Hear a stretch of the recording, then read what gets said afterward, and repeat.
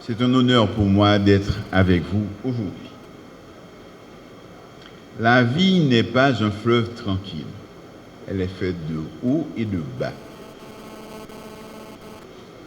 Et aujourd'hui, nous procédons à l'installation de nouveaux directeurs généraux par intérim de la police nationale.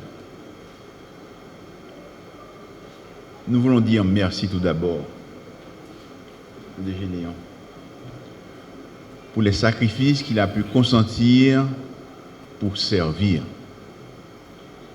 Sa tenue s'est passée dans une période très difficile. Et si le pays a tenu jusque-là, c'est grâce à son action. Merci encore.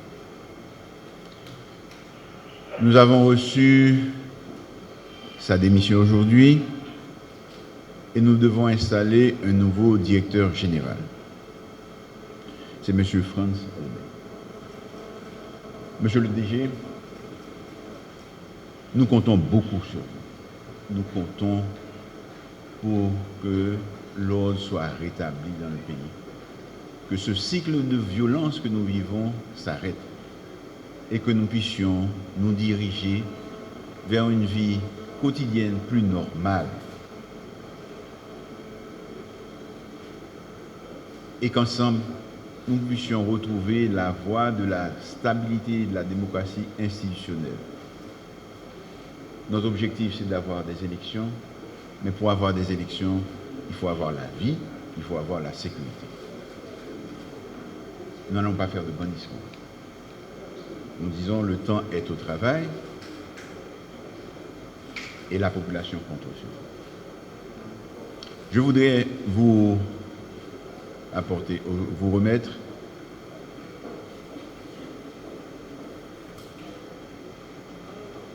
une copie du moniteur. C'est une copie de votre nomination comme DG. Nous espérons et nous souhaitons, et nous en sommes certains, que vous aurez la coopération de l'ensemble de la police. Merci pour ce que vous faites.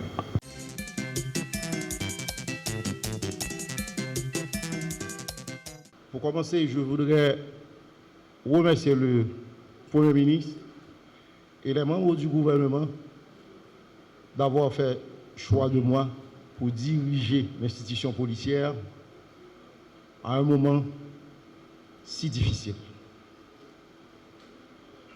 Au moment où le pays fait face à de graves problèmes d'insécurité, les cas d'enlèvement s'intensifient à travers toute la zone métropolitaine. La libre circulation des personnes n'est pas garantie. Dans certains quartiers, les gangs, dans certains quartiers, des gangs font la loi. La situation sécuritaire est accablante à un tel point que la police et la population est alarmée. Cette situation d'insécurité affecte toutes les composantes du pouvoir de l'État. Au niveau politique, elle a engendré une baisse de gouvernance, l'affaiblissement de l'État. L'insécurité a provoqué une baisse de la production nationale dans le domaine économique. Le manque d'investissement étranger, l'augmentation du taux de chômage, le ralentissement du tourisme, la dépréciation de la monnaie nationale par rapport aux devises étrangères. La situation sociale est aussi affectée. La baisse des recettes fiscales empêche aux autorités étatiques de répondre aisément aux besoins de la population. Mesdames, Messieurs, le tableau que je viens de vous peindre est sombre, accablant. Face à cette situation, il incombe à tout un chacun d'apporter leur contribution au redressement de la sécurité du pays. l'élaboration et l'application des politiques publiques de sécurité avec des objectifs politiques, avec des stratégies et des actions bien définies s'avère indispensable. Au niveau de la police nationale d'Haïti, le recommandement uni, j'ai bien précisé, le recommandement uni, avec l'appui gouvernemental, va prendre des mesures afin de sensibiliser, motiver les policiers et le personnel administratif sur l'accomplissement de leurs tâches à ce carrefour historique de la nation haïtienne. Nous allons renforcer les dispositifs de sécurité à travers tout le pays, spécialement dans la zone métropolitaine, en vue de prévenir les cas de kidnapping, empêcher les malfrats de commettre leurs forfaits, permettre à la population de vaquer paisiblement avec toute quiétude à leur occupation.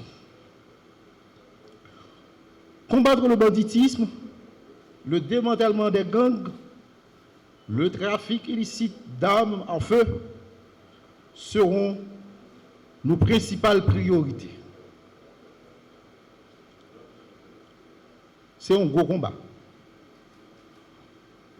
Combat, ça a besoin d'appui tout le monde dans la population, quel que soit le côté, quel que soit le secteur, quel que soit le groupe. Là, le moment, le pays a besoin de toute petite ligne pour que nous redressions la situation que nous gagnons aujourd'hui.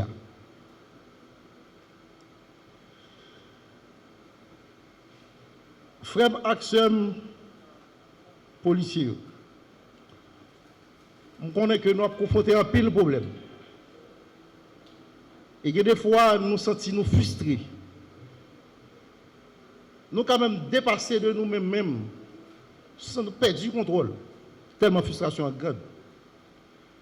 Et des fois, nous sentons délaissés. Et des fois, nous n'avons pas même courage pour nous prendre la rue. Certains d'entre nous. Et nous encourageons tout vaillant garçon avec femme, malgré toutes les difficultés qui gagnent, malgré tout problème qui gagnent, qui toujours prend la rue pour répondre à la responsabilité qu'ils gagnent.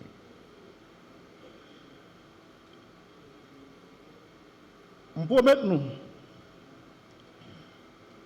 que le recommandement avec l'autorité politique, mais non, mais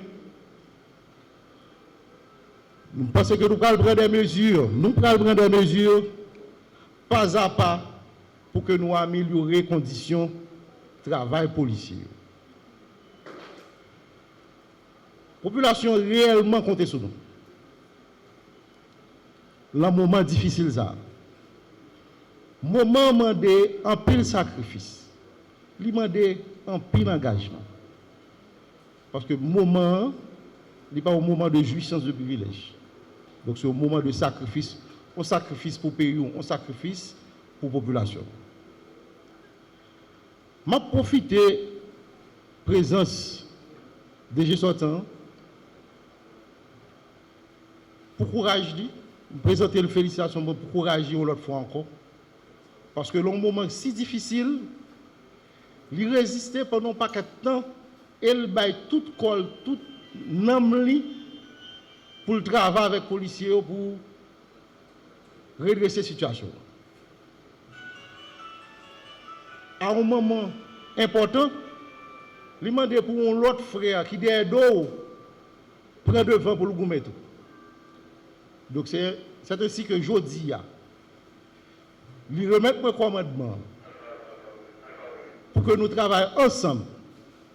Commandement, tout policier, pour nous mettre ensemble avec la population pour que nous levions chaque loup ça que nous avons traversé, que nous avons porté aujourd'hui. Pour finir, je voudrais